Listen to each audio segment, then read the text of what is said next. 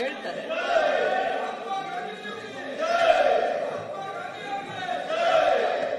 ಆಯ್ತು ಅಧ್ಯಕ್ಷರೇ,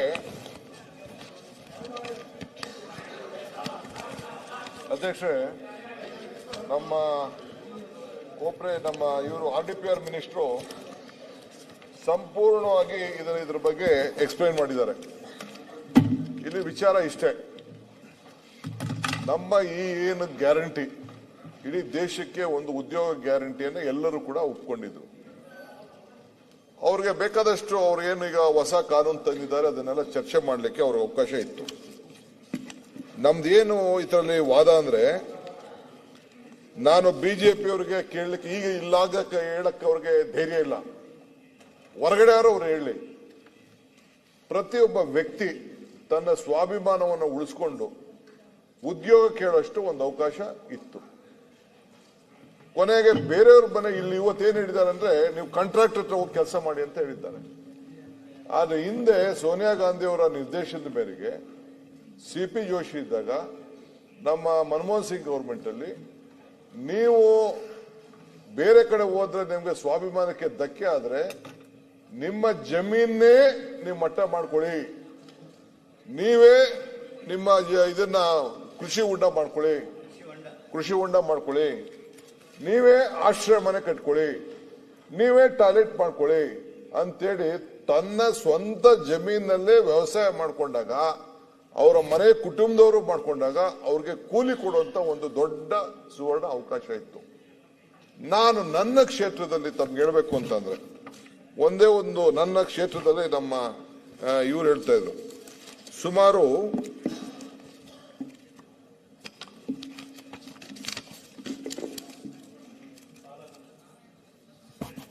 ನನ್ನ ಕ್ಷೇತ್ರದಲ್ಲೇ ಒಂದು ದೊಡ್ಡ ತನಿಖೆ ನಡೀತು.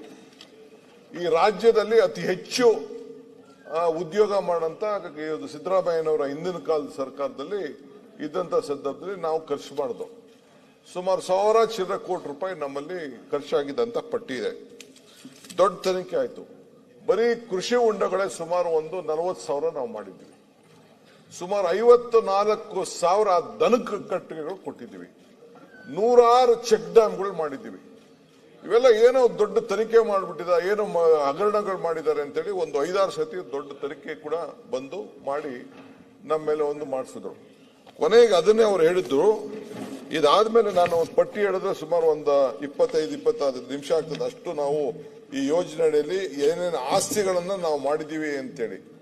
ಮಹಾತ್ಮ ಗಾಂಧಿ ಸುಮಾರು 9,300ಕ್ಕೂ ಅತಿ ಹೆಚ್ಚು ಚರಂಡಿ ಕಾಮಗಾರಿಗಳನ್ನ ನಮ್ಮ ಜಿಲ್ಲೆಯಲ್ಲಿ ನಾವು ಮಾಡಿದೋ. 9,000 ಗ್ರಾಮೀಣ ರಸ್ತೆಗಳನ್ನ ಮಾಡಿದೋ. 4,200 ಅಧಿಕ ನಾಲಾ ಅಭಿವೃದ್ಧಿ ಕಾಮಗಾರಿ. ಹಿಂಗೆ ಕೆಲವೆಲ್ಲ ಕೂಡ ಪ್ರತಿಯೊಂದು ಕೂಡ ಕಮ್ಯುನಿಟಿ ಕೆಲಸಗಳು ಕೂಡ ವೈಯಕ್ತಿಕವಾದ ಕೆಲಸ ಅಲ್ಲದೆ ಕೂಡ ಮಾಡಿದ್ದು ದಾಖಲೆಗಳಾಗಿ ಕೊನೆಗೆ ಅಧ್ಯಕ್ಷೆ ನೋಡಿ, ಇಲ್ಲೊಂದು ಸರ್ಟಿಫಿಕೇಟ್ ಇದೆ ನಮ್ಮ ಜಿಲ್ಲೆಯಲ್ಲಿ, national award ministry of rural development. The certificate of presented to Ramanagara district of Karnataka for outstanding performance under the category of effective implementation of MNREGA ಅಂತೇಳಿ ಅದು 2017 ಕೊಟ್ಟರು. ಅದಾದ್ಮೇಲೆ ನನ್ನ ಕ್ಷೇತ್ರಕ್ಕೆ ನನಗೆ ಇವತ್ತು ಅವರು ಮಂತ್ರಿಗಳು ಬಿಚ್ಚಿ ಹೇಳಿದ್ರು ನನ್ನ ಇದಕ್ಕೆ certificate of appreciation. The certificate is prescribed of Kanakapura block of Ramanagara district Karnataka, the first rank under the category of work completed of the outstanding performance of Mahatma Gandhi in the entire country. ಇಡೀ ದೇಶಕ್ಕೆ ನಮ್ಮ ಕರ್ನಾಟಕದಲ್ಲಿ ಒಂದು ಕನಕಪುರ ಬ್ಲಾಕ್ ನಲ್ಲಿ ನಂಬರ್ 1 ಅಂತೇಳಿ ಡೆಲ್ಲಿ ಕರ್ಕೊಂಡು ಹೋಗಿ ಅವರು ಸರ್ಟಿಫಿಕೇಟ್ ನನ್ನ ಕರೆದು ಕೊಡಬೇಕಾಯ್ತದೆ ಅಂತೇಳಿ ನಮ್ಮ ತಾಲೂಕ್ ಪಂಚಾಯತಿ ಅಧ್ಯಕ್ಷರನ್ನ ಕರ್ಕೊಂಡೋಗಿ ಕೊಟ್ರು. ಏನ್ ಸಂತೋಷ ಇಲ್ಲ. ಇವರಿದ್ರು ನಮ್ಮ ಇದು ಈಶ್ವರಪ್ಪ ಆಗ ಮಂತ್ರಿ ಇದ್ರು. ಹಂಗೆ ಇದು ನಾನು ಹೇಳ್ತಾ ಇದ್ದೀನಿ, ಬಿಜೆಪಿ ರಾಜ್ಯದಲ್ಲೇ ಇದನ್ನ ಇಂಪ್ಲಿಮೆಂಟ್ ಮಾಡ್ಲಿಕ್ಕೆ ಸಾಧ್ಯ ಆಗುದಿಲ್ಲ. 40% ಕೊಡ್ಲಿಕ್ಕೆ ಸಾಧ್ಯ ಇಲ್ಲ. ಆಮೇಲೆ ತನ್ನ ಸ್ವಂತ ಜಮೀನುಗಳಲ್ಲಿ ಅವತ್ತ ಮಾಡ್ಕೊಳಕ್ ಅವಕಾಶ ಸಿಕ್ಕಿಲ್ಲ ಅಂದ್ರೆ ಕಾಂಟ್ರಾಕ್ಟರ್ ಹತ್ರ ಯಾರು ಹೋಗಿ ಮಾಡ್ತಾರೆ? ಕಾಂಟ್ರಾಕ್ಟರ್ ಹತ್ರ ಮಾಲಿ ಅಂದ್ರೆ ನೀವು ಕಾಂಟ್ರಾಕ್ಟರ್ ಹತ್ರ ಮಾಡ್ಕೊಂಡು ಕಾಂಟ್ರಾಕ್ಟರ್ಗಳಿಗೆ ಇವರು ಹಣ ಕೊಡುವಂತ ಕೆಲಸ, ಆ ಕೆಲಸ ಕಾಂಟ್ರಾಕ್ಟ್ ಬೇರೆಯವ್ರು ನಡೆದೇ ನಡೀತದೆ. ಆದ್ರೆ ಈ ಸ್ವಾಭಿಮಾನದ ಹಕ್ಕಿದೆಯಲ್ಲ, ಉದ್ಯೋಗದ ಹಕ್ಕಿದೆಯಲ್ಲ, ಆ ಹಕ್ಕನ್ನ ಇವತ್ತು ಕಿತ್ಕೊಂಡಿದ್ದಾರೆ. ಆಮೇಲೆ ಪಂಚಾಯತಿಗಳು ತೀರ್ಮಾನ ಮಾಡ್ತಿದ್ದು ಈಗ how can central government decide ಇದನ್ನ ಕೊಡಬೇಕು ಅಂತ ಅಂದ್ಬಿಟ್ಟು? ಈಗ ಸೆಂಟ್ರಲ್ ಗೌರ್ಮೆಂಟ್ ಮ್ಯಾಪಿಂಗ್ ಮಾಡ್ತಾರಂತೆ, ಎಲ್ಲೆಲ್ಲಿ ಏನ್ ಕೆಲಸ ಕೊಡಬೇಕು, ಏನ್ ಮಾಡಬೇಕು, ಆರ್ಟಿಫಿಷಿಯಲ್ ಮಾಡ್ಬಿಟ್ಟು ಅವರು GPS ಮಾಡ್ಬಿಟ್ಟು ನೀವು ಇಂಥ ಕೆಲಸ ಮಾಡಿ ಅಂತ ಹೇಳ್ತಾರಂತೆ. ಸೊ ಇದು ಪ್ರಾಕ್ಟಿಕಲಿ ಇದು ಸಾಧ್ಯನೇ ಇಲ್ಲ, ಇದನ್ನ ಇಂಪ್ಲಿಮೆಂಟ್ ಮಾಡ್ಲಿಕ್ಕೆ ಸಾಧ್ಯ ಇಲ್ಲ. ಸೊ ಅದಕ್ಕೆ ಮುಖ್ಯಮಂತ್ರಿಗಳು ಏನ್ ತಂದಿದ್ದಾರೆ ಇದು ಬಹಳ ಅರ್ಥ ಇದೆ. ನಮ್ಮ ಪಕ್ಷ ಮತ್ತು ನಮ್ಮ ಸರ್ಕಾರ ಇವೆರಡೂ ಕೂಡ ಕೊನೆಯ ದಿನದವರೆಗೂ ಕೂಡ ಯಾವ ರೀತಿ ರೈತರ ವಿಚಾರದಲ್ಲಿ ಹೋರಾಟ ಮಾಡಿ ರೋಲ್ ಬ್ಯಾಕ್ ಮಾಡಿದೋ ಆ ರೀತಿ ರೋಲ್ ಬ್ಯಾಕ್ ಮಾಡಿ ಮತ್ತೆ ಇವತ್ತು ಮಹಾತ್ಮ ಗಾಂಧೀಜಿ ಅವರ ಹೆಸರಿನಲ್ಲಿ ಏನು ಉದ್ಯೋಗ ಖಾತ್ರಿ ಯೋಜನೆಯನ್ನ ಇದೆ ಅದನ್ನ ಉಳಿಸ್ಕೊಳ್ಬೇಕು ಅನ್ನೋ ಒಂದು ಹೋರಾಟವನ್ನ ಮಾಡಲಿಕ್ಕೆ ಈ ನಿರ್ಣಯವನ್ನ ಮುಖ್ಯಮಂತ್ರಿಗಳು ತಂದಿದ್ದಾರೆ. ಸಂಪೂರ್ಣವಾಗಿ ಇಡೀ ನಮ್ಮ ಇಲ್ಲಿರುವಂತಹ ಸರ್ಕಾರ ಮತ್ತು ಶಾಸಕರೆಲ್ಲ ಕೂಡ ಬೆಂಬಲಿಸಿ ಇಡೀ ಸದನ ಅವ್ರಿಗೆ ಏನಾದ್ರು ಮಾತಾಡೋಂತ ಒಂದು ಹಕ್ಕಿತ್ತಿದ್ರೆ ಮಾತಾಡಿ ಅವರ ಇದು ಪ್ರತಿಪಾದಿಸಬಹುದಾಯ್ತು, ಅದರಲ್ಲಿ ವಿಫಲ ಆಗಿದ್ದಾರೆ. ಸೊ ಅದರಿಂದ ಇಡೀ ನಮ್ಮ ಹೋರಾಟ ಮುಂದುವರಿತದೆ. ತಾವು ಕೂಡ ನಮಗೆ ಅತಿ ಹೆಚ್ಚು ಬೆಳಕನ್ನ ಚೆಲ್ಲಕ್ಕೆ ಒಂದು ಅವಕಾಶ ಮಾಡಿಕೊಟ್ಟದಕ್ಕೆ ತಮಗೂ ಕೂಡ ನಾವು ಹೊಂದಿಸಿ ಈ ಹೋರಾಟವನ್ನು ನಾವು ಮುಂದುವರಿಸ್ತೇವೆ. ಮಾನ್ಯ ಮುಖ್ಯಮಂತ್ರಿ. ಮಾನ್ಯ ಸಭಾಧ್ಯಕ್ಷರೇ, ದಿನಾಂಕ 3/2/2026 ಈಗಾಗಲೇ ಮಂಡಿಸಿರುವ ಅಧಿಕೃತ ನಿರ್ಣಯವನ್ನು ಈ ಸದನವು ಅಂಗೀಕರಿಸಬೇಕೆಂದು ಕೋರುತ್ತೇನೆ. ಮಾನ್ಯ ಮುಖ್ಯಮಂತ್ರಿ ಅವರು ಮಂಡಿಸಿರುವ ಅಧಿಕೃತ ನಿರ್ಣಯವನ್ನು ಈಗ ಸಭೆ ಮತಕ್ಕೆ ಹಾಕುತ್ತೇನೆ. ನಿರ್ಣಯದ ಪರವಾಗಿರುವ ಹೌದು ಎಂದು ಸೂಚಿಸಬೇಕು, ನಿರ್ಣಯದ ವಿರೋಧವಾಗಿರುವ ಇಲ್ಲ ಎಂದು ಸೂಚಿಸಬೇಕು. ನಿರ್ಣಯ ಹೌದನ ಪರವಾಗಿದೆ ಎಂದು ಭಾವಿಸುತ್ತೇನೆ. ನಿರ್ಣಯವು ಹೌದನ ಪರವಾಗಿದೆ. ನಿರ್ಣಯವು ಅಂಗೀಕೃತವಾಗಿದೆ. ಈಗ ಗಮನ ಸೆಳೆಯುವ ಸೂಚನೆ. ಆಯ್ತು. ದಿನಾಂಕ 4/2/2026 50 ಗಮನ ಸೆಳೆಯುವ ಸೂಚನೆ ಪೈಕಿ 37 ಉತ್ತರಗಳನ್ನು ಸದನದಲ್ಲಿ ಮಂಡಿಸುತ್ತಿದ್ದೇನೆ. ಒಂದು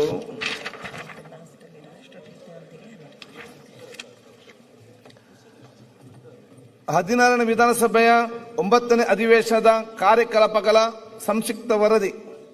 16ನೇ ವಿಧಾನಸಭೆಯ 9ನೇ ಅಧಿವೇಶನವು ದಿನಾಂಕ 22ನೇ ಜನವರಿ 2026ರಿಂದ 4ನೇ ಫೆಬ್ರವರಿ 2026 ಒಟ್ಟು 9 ದಿನಗಳ ಕಾಲ ಸುಮಾರು 48 ಗಂಟೆ 52 ನಿಮಿಷಗಳ ಕಾಲ ಕಾರ್ಯಕಲಾಪ ನಡೆಸಲಾಗಿದೆ.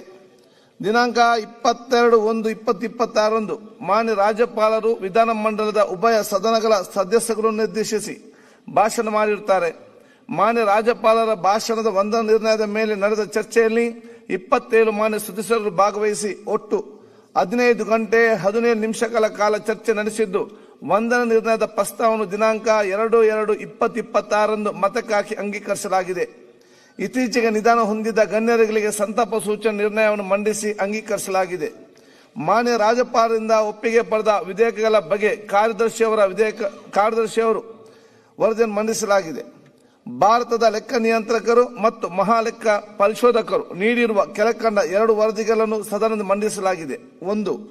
ಎತ್ತಿನ ಹೊಳೆ ಸಮಗ್ರ ಕುಡಿಯುವ ನೀರಿನ ಯೋಜನೆಯ ಅನುಷ್ಠಾನದ ಮೇಲಿನ ಕಾರ್ಯನಿರ್ವಹಣಾ ಲೆಕ್ಕ ಪರಿಶೋಧನಾ ವರದಿ ವಾಣಿಜ್ಯ 2022 ವರದಿ ಸಂಖ್ಯೆ 10.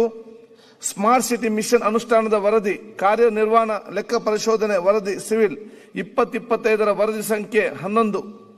ನಿಯಮ 60 ಅಡಿಯಲ್ಲಿ ನೀಡಿದ್ದ 2 ನಿಲುವಳಿ ಸೂಚನೆಗಳನ್ನು ನಿಯಮ 69ಕ್ಕೆ ಪರಿವರ್ತಿಸುವುದನ್ನು ಸೇರಿದಂತೆ ಒಟ್ಟು 1 ಸೂಚನೆ ಮೇಲೆ ನಿಯಮ 69ರಲ್ಲಿ ಚರ್ಚಿಸಲಾಗಿದೆ. ಈ ಅವಧಿಯಲ್ಲಿ ಒಟ್ಟು 4 ಅರ್ಜಿಗಳನ್ನು ಸದನಕ್ಕೆ ಒಪ್ಪಿಸಲಾಗಿದೆ. ಒಟ್ಟು 799 ಪ್ರಶ್ನೆಗಳನ್ನು ಸ್ವೀಕರಿಸಲಾಗಿದ್ದು, ಸದನದಲ್ಲಿ ಉತ್ತರಿಸಬೇಕಾಗಿದ್ದ 60 ಪ್ರಶ್ನೆಗಳ ಪೈಕಿ 50 ಪ್ರಶ್ನೆಗಳಿಗೆ ಉತ್ತರಿಸಲಾಗಿದೆ. ಲಿಖಿತ ಮೂಲಕ ಉತ್ತರಿಸುವಂತಹ 730 ಪ್ರಶ್ನೆಗಳ ಪೈಕಿ 535 ಪ್ರಶ್ನೆಗಳಿಗೆ ಉತ್ತರಗಳನ್ನು ಸ್ವೀಕರಿಸಲಾಗಿದೆ. ನಿಯಮ 351 ಅಡಿಯಲ್ಲಿ ಸ್ವೀಕೃತವಾದ 130 ಸೂಚನೆಗಳ ಪೈಕಿ 45 ಸೂಚನೆಗಳಿಗೆ ಉತ್ತರವನ್ನು ಸ್ವೀಕರಿಸಲಾಗಿದೆ. ಗಮನ ಸೆಳೆಯುವ 181 ಸೂಚನೆಗಳ ಪೈಕಿ 122 ಸೂಚನಾ ಪತ್ರಗಳ ಉತ್ತರಗಳನ್ನು ಸ್ವೀಕರಿಸಲಾಗಿದೆ. 1 ಹಕ್ಕುಚ್ಯುತಿ ಸೂಚನೆಯನ್ನು ತನಿಖೆ, ಪರಿಶೀಲನೆ ಮತ್ತು ವರದಿಗಾಗಿ ಹಕ್ಕುಬಾಧ್ಯತೆ ಸಮಿತಿಗೆ ವಹಿಸಲಾಗಿದೆ. ಶೂನ್ಯ ವೇಳೆ ಅಡಿಯಲ್ಲಿ 2 ಸೂಚನೆಗಳ ಬಗ್ಗೆ ಚರ್ಚಿಸಲಾಗಿದೆ. ಕೇಂದ್ರ ಸರ್ಕಾರದ ವಿಕಸಿತ ಭಾರತ ಗ್ಯಾರಂಟಿ ಫಾರ್ ರೋಜ್ಗಾರ್ ಮತ್ತು ಅಜೀವಿಕ್ ಮಿಷನ್ ಗ್ರಾಮೀಣ ವಿಬಿಜಿ ರಾಮ್ಜಿ ಕಾಯ್ದೆಯನ್ನು ರದ್ದುಪಡಿಸುವ ಬಗ್ಗೆ ಹಾಗೂ ಮಹಾತ್ಮ ಗಾಂಧಿ ರಾಷ್ಟ್ರೀಯ ಗ್ರಾಮೀಣ ಉದ್ಯೋಗಿ ಖಾತ್ರಿ ಎಂಜಿ ನರೇಗಾ ಕಾಯ್ದೆಯನ್ನು ಮರುಸ್ಥಾಪಿಸಬೇಕೆಂದು ಕೇಂದ್ರ ಸರ್ಕಾರವನ್ನು ಈ ಸದನ ಒತ್ತಾಯಿಸುತ್ತದೆ ಎಂಬ ಅಧಿಕೃತ ನಿರ್ಣಯವನ್ನು ದಿನಾಂಕ 3/2/2026 ಸದನದಲ್ಲಿ ಮಂಡಿಸಿದ್ದು, ಈ ನಿರ್ಣಯದ ಮೇಲೆ ನಡೆದ ಚರ್ಚೆಯಲ್ಲಿ 17 ಸದಸ್ಯರು ಭಾಗವಹಿಸಿ 6 ಗಂಟೆ 51 ನಿಮಿಷ ಚರ್ಚೆ ನಡೆಸಿದ್ದು ದಿನಾಂಕ 4/2/2026 ಅಂಗೀಕರಿಸಲಾಗಿದೆ. ಸದನ ನಡೆಸಲು ಸಹಕರಿಸಿದ ಸಭಾನಾಯಕರಾದ ಮಾನ್ಯ ಮುಖ್ಯಮಂತ್ರಿ ಅವರಿಗೆ, ಉಪಮುಖ್ಯಮಂತ್ರಿ ಅವರಿಗೆ, ಸಚಿವ ಸಂಪುಟದ ಸದಸ್ಯರಿಗೆ, ಉಪಸಭಾಧ್ಯಕ್ಷರಿಗೆ, ಸರ್ಕಾರಿ ಮುಖ್ಯ ಸಚೇತಕರಿಗೆ, ವಿರೋಧ ಪಕ್ಷದ ನಾಯಕರಿಗೆ, ವಿರೋಧ ಪಕ್ಷದ ಮುಖ್ಯ ಸಚೇತಕರಿಗೆ, ಎಲ್ಲ ಮಾನ್ಯ ಸದಸ್ಯರುಗಳಿಗೆ, ಮಾಧ್ಯಮ ಪ್ರತಿನಿಧಿಗಳಿಗೆ, ಇಲಾಖಾ ಮುಖ್ಯಸ್ಥರಿಗೆ, ಅಧಿಕಾರಿ ಸಿಬ್ಬಂದಿಯವರಿಗೆ, ವಿಧಾನಸಭೆ ಸಚಿವಾಲಯದ ಅಧಿಕಾರಿ ಹಾಗೂ ಸಿಬ್ಬಂದಿಯವರಿಗೆ ಕೃತಜ್ಞತೆ ಸಲ್ಲಿಸುತ್ತಾ ನಾಡಿನ ಸಮಸ್ತ ಜನತೆಗೆ ಮುಂಬರುವ ಮಹಾಶಿವರಾತ್ರಿ ಹಬ್ಬಕ್ಕೆ ಶುಭಾಶಯ ಸಲ್ಲಿಸುತ್ತೇನೆ. ಈಗ ರಾಷ್ಟ್ರಗೀತೆಯೊಂದಿಗೆ ಸದನವನ್ನು ಅನಿರ್ದಿಷ್ಟ ಅವಧಿಗೆ ಮುಂದೂಡುತ್ತಿದ್ದೇನೆ.